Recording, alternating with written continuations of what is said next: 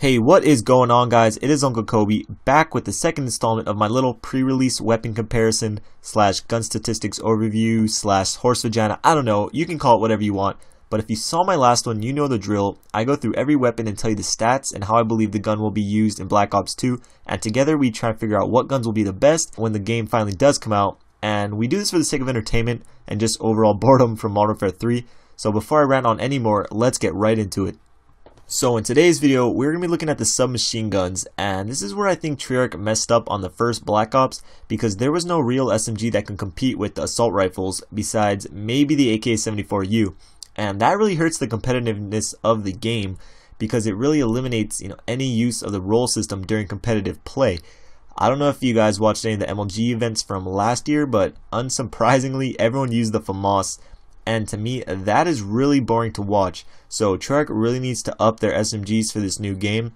So starting off, we got the versatile MP7, or as we call it in MW3, the Moab Machine. So far from the stats, I don't really see anything that leads me to believe that this gun will be overpowered in Black Ops 2. It has the full 16-point mobility, as do all the SMGs, a 12-point damage, and a 10-point range and accuracy. So stats wise, this is a very average gun. However, just like in MW3, what really makes this gun is the recoil, or actually lack thereof. So in MW3, the MP7 had pretty bad hip fire spread up close, but could snipe people down long range. For this game, I really hope they do the opposite, and this is for all the SMGs. I'd rather they be real effective up close, but not be able to annihilate someone across the map. But stats aside, I still do believe this gun will be very good, so I give it a B. Next we got the Scorpion Evo 3, and this gun takes a big hit in the stats department in every way possible, actually tallying the worst stats in all categories. It is 33% weaker than the MP7 with a damage of 8, 40% weaker long distance with a range of 6, and 30% less accurate with a score of 7. But this gun does boast the highest rate of fire out of all the SMGs in the game, so with that being said, it still may be a very liable gun to use, but as of right now, I give it a C+. Moving on, we have my favorite gun so far, that is the POW-57, or what I've nicknamed the Pow Pow. And when I first looked at it, I saw an assault rifle. Like, you guys can see it right now. To me, this thing is a badass looking assault rifle. And what really made it for me was the description, which reads fully automatic personal defense weapon with increased range and the largest ammo capacity in its class. So let's take a look at its stats. Mobility, it is the same at 16. Its damage is kicked up to 13, which is average damage of the assault rifles. It has a range and accuracy of 13 as well, which again is the average of an assault rifle.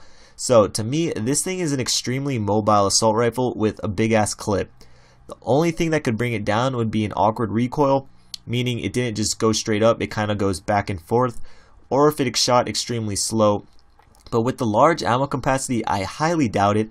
I could rant on about how awesome this gun sounds all day. I obviously give it an A, but we gotta move on to our next weapon, the Chicom QCB. And first thing, I don't know if you guys can see the name on the screen, but it actually says Chicom CQB, so I'm not sure if they just messed up a little because this video is from a developer's build of the game, so nothing's official yet, or if they decide to randomly change the name. Either way, I don't really care. No one calls weapons by its full name anyways. But what's really cool about this weapon is that it is a burst fire submachine gun, and I don't think we have ever seen one of these in the Call of Duty franchise until now. I can't really say how effective this gun will be. It has pretty mediocre stats with a damage and range of 9 and an accuracy of 11.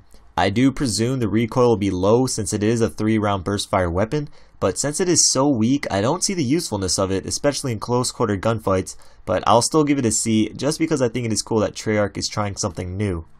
Next we have the MSMC, which is another really stat heavy submachine gun. This one's fully automatic with increased range and reduced recoil.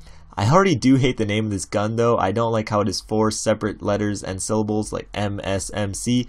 I don't have that kind of time when trying to explain my class loadouts, but the stats on it do look very nice. It has the highest damage out of all the SMGs at 14, which is actually higher than all but one assault rifle. It has a 12-point range and a 13-point accuracy, so this weapon definitely contends with the Pow Pow. I'm guessing it'll have the fire rate of, let's say, the MW3 UMP, which is a tad on the slow side. However, with a good hip fire spread, this thing would be very deadly. I give this gun an A as well, and let's move on to our last weapon, which is the Vector. Yes, the Vector is making another appearance in the franchise. this time with recoil mitigation technology. Ooh, what's that? Well, for those of you who don't know what it is, in Call of Duty terms, they are basically attachments. They could be buffers, recoil pads, muzzle brakes, vented barrels, energy absorbing buttstocks, any apparatus that helps manage recoil. However, in this instance, I think Treyarch is just using fancy words to say reduced recoil. Although, if I do select it and go into the attachments, you can see force grip, adjustable stock, and long barrel, which I'm guessing all help reduce recoil. But with a damage of 10, range of 9, and an accuracy of 12, I'm gonna have to give this gun a B-. So that's it for today's video. I hope you guys enjoyed it, and if you did, I'd appreciate it if you gave it a thumbs up and leave your answer on what gun you think may be the best, or just a weapon that looks cool to you. I'm still sticking with the Pow Pow personally, but that is just me. Also remember, I'll be doing one of these pre-release statistic breakdown videos for every class, so make sure to hit subscribe. Also keep in mind, these all come off of the developer's build of Black Ops 2, so things are subject to change. But what won't change is my love for all y'all. This was Uncle Kobe. Until next time, peace.